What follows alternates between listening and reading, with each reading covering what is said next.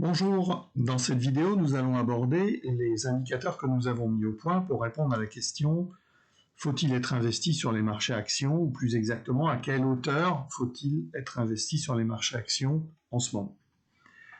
Nous publions chaque semaine notre proposition de répartition d'un capital entre des actions et du cash en fonction des conditions de marché.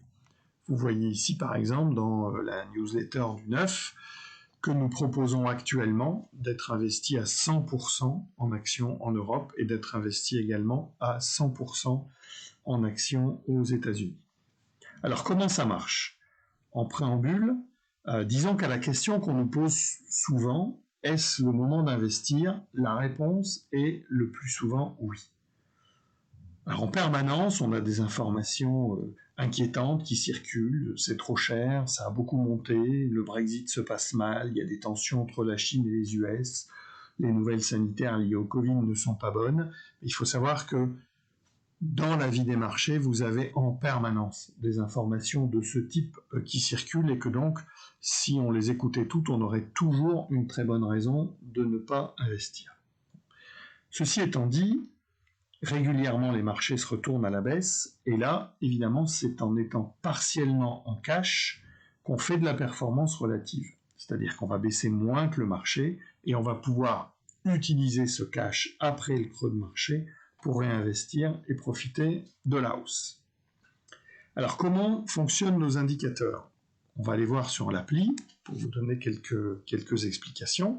Donc, l'appli qui s'ouvre toujours sur les signaux du jour, et vous avez dans l'onglet stratégie les éléments de calcul de notre évaluation, donc des conditions de marché. Alors nous mesurons deux choses, et c'est la combinaison de ces indicateurs qui va nous donner les configurations du marché. D'une part, nous mesurons la différence entre les configurations les plus haussières, donc vous voyez ici on mesure le stock 600 et ici le SP500 américain, et on mesure l'écart entre la part des titres qui sont très haussiers et la part des titres qui sont très baissiers. Et au plus cet écart est important, au plus la situation est favorable pour les marchés, puisque ça veut dire que les marchés sont portés par un très grand nombre de titres, comme actuellement.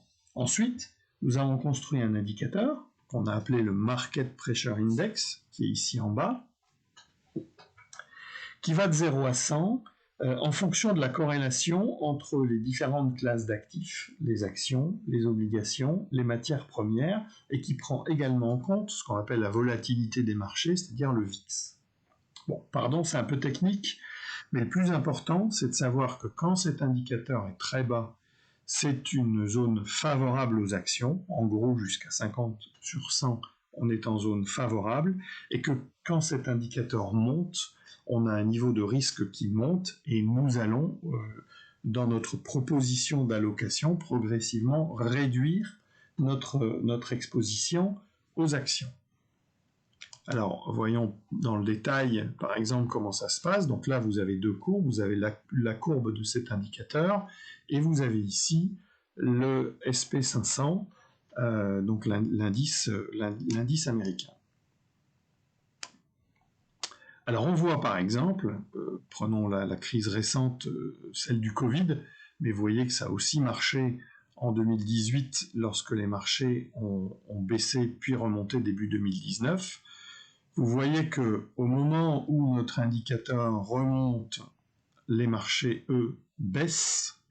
Et vous voyez également, ce qui est une information très importante, que quand on atteint un niveau très élevé, en gros, quand on dépasse 87, c'est un moment où, au fond, le marché a trop baissé et c'est le moment où on peut commencer à revenir investir donc, sur les marchés, revenir donc réduire son cash et augmenter son exposition aux actions, ce qui ira donc dans le sens de ce que nous allons proposer.